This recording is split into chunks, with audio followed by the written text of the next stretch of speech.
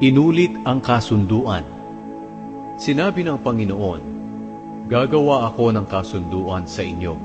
Sa harap ng lahat ng kababayan mo, gagawa ako ng mga kamanghamanghang bagay na hinding-hindi ko pa nagagawa sa kahit saang bansa sa buong mundo. Makikita ng mga mamamayan sa palibot ninyo ang mga bagay na gagawin ko sa pamamagitan mo. Sundin mo ang iniutos ko sa iyo sa araw na ito. Itataboy ko ang mga Amoreo, Kananeo, Hiteo, Perezeo, Hibeo at mga Jebuseo mula sa lupaing ipinangako ko sa inyo. Huwag kang gagawa ng kasunduan sa mga tao sa lupaing pupuntahan ninyo, dahil magiging bitag ito para sa inyo. Sa halip, gibain ninyo ang mga altar nila, durugin ang mga alaalang bato nila, at putulin ang mga posteng simbolo ng diyosang si Asyera.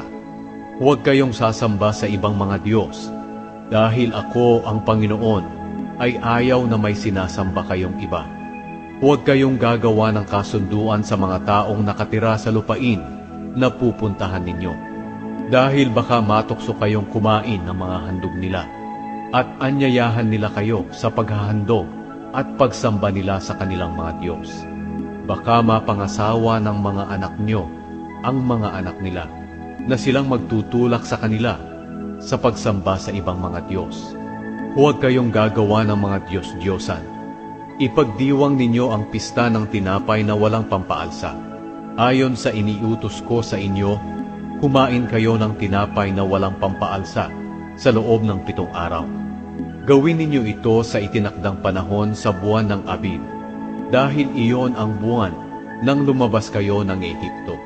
Akin ang lahat ng panganay na lalaki, pati ang panganay na lalaki ng mga hayop ninyo.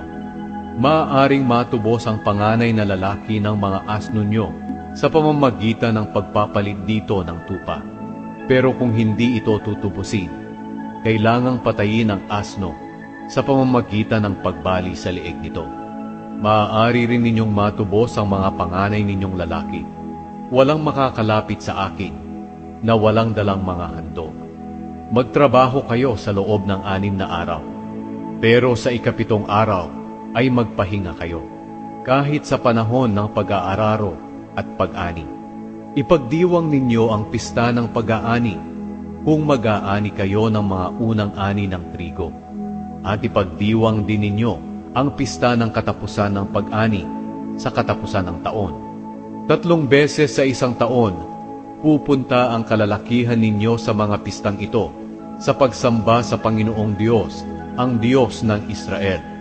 Itataboy ko ang mga mamamayan sa lupaing ibibigay ko sa inyo, at palalawakin ko ang teritoryo ninyo, at walang sasalakay o aagaw sa bansa ninyo sa panahong lumalapit kayo sa akin na Panginoon na inyong Diyos.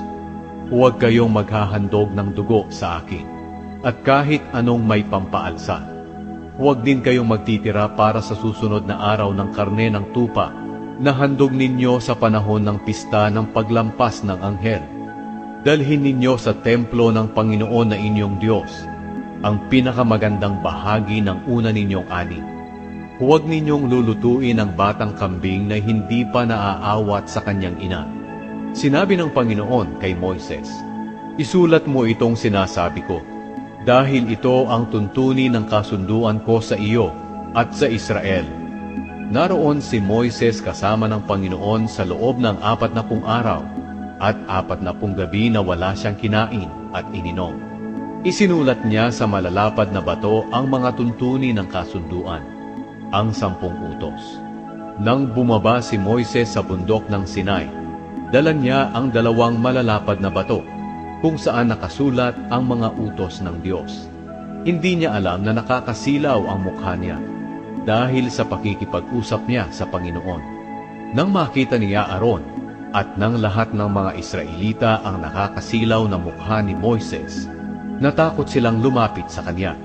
Pero ipinatawag sila ni Moises, kaya lumapit sila Aaron at ang mga pinuno ng mamamayan ng Israel, at nakipag-usap si Moises sa kanila.